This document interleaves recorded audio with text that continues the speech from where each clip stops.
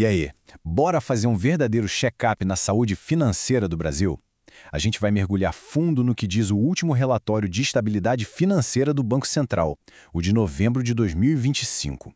Olha, para começar, vamos direto ao que interessa. A mensagem principal do Banco Central é bem clara. O sistema financeiro está estável, está resiliente. Essa é a grande manchete do relatório, sabe? É como se fosse um atestado de que, na visão deles, a estrutura toda está firme.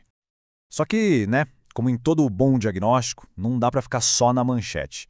O cenário lá fora está cheio de incerteza. E aqui dentro, o endividamento das famílias está batendo recorde. Aí fica a pergunta no ar: será que essa base é tão sólida assim? Aguenta qualquer tranco? Pois é justamente por aí que a nossa análise começa. Antes de sair comemorando essa solidez toda, vamos entender primeiro quais são os desafios, os ventos contrários e as preocupações aqui de dentro que o próprio Banco Central está de olho. E olha que interessante como os desafios se dividem. De um lado, a gente tem as pressões que vêm de fora, aquela coisa de política comercial global, mercado financeiro volátil. E do outro lado, os nossos problemas de casa, o endividamento das famílias que está lá nas alturas, a inadimplência que está subindo e, claro, um risco que não dá mais para ignorar, as ameaças de segurança cibernética. E esse gráfico aqui, nossa, ele deixa bem claro o tamanho do aperto no orçamento das famílias. Sabe aquela parte do salário que mal chega na conta e já está comprometida para pagar dívida?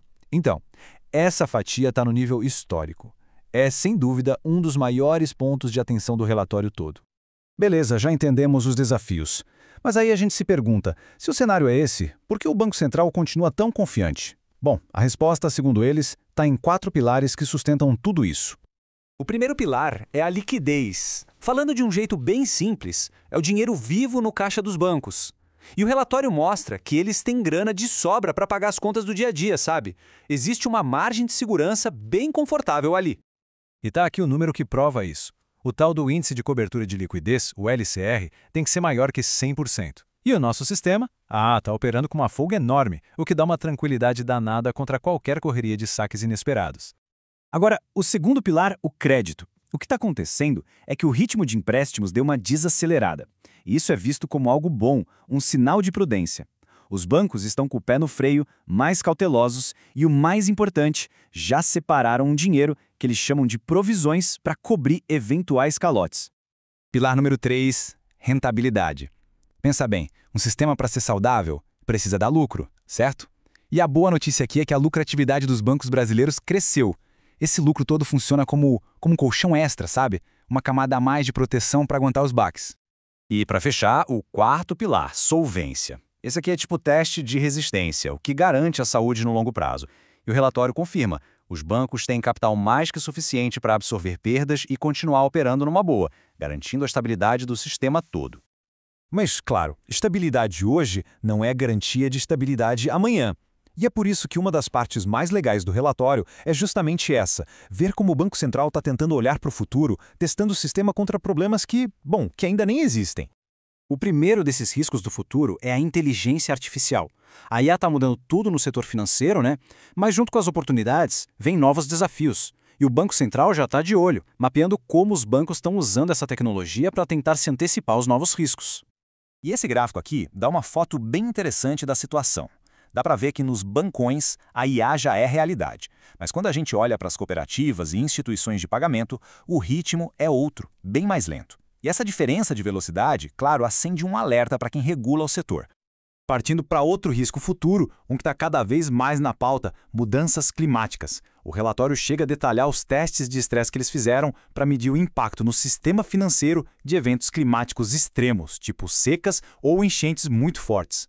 Tá. E qual foi o resultado desse teste? Essa é a parte importante. Eles simularam El Niño bem mais forte que o normal e viram que o impacto no capital dos bancos seria limitado.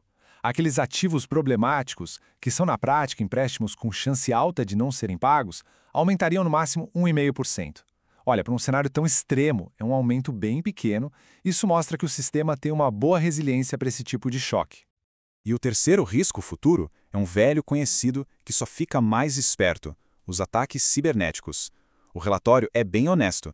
Ele admite que alguns incidentes recentes mostraram que existem sim fragilidades. E a resposta? O Banco Central aumentou o monitoramento e apertou as exigências de prevenção para todo mundo.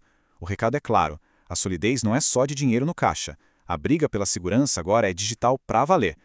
Bom, depois de passar pelos riscos de agora, pelos pilares que dão força e pelos testes para o futuro, a gente consegue chegar a um veredito, né? Um resumo da ópera. Então, vamos lá. Resumindo tudo, o sistema financeiro brasileiro é sim considerado robusto.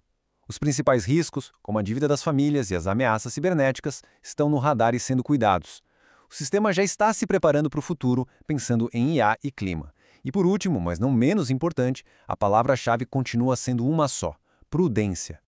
E tudo isso nos leva a uma reflexão final. O diagnóstico de hoje é bom. A foto do momento é de um sistema forte. Mas, no mundo onde tudo muda tão rápido e os problemas aparecem do nada, a grande pergunta que fica no ar é: será que as defesas que a gente tem hoje vão ser suficientes para os desafios ainda imprevisíveis de amanhã?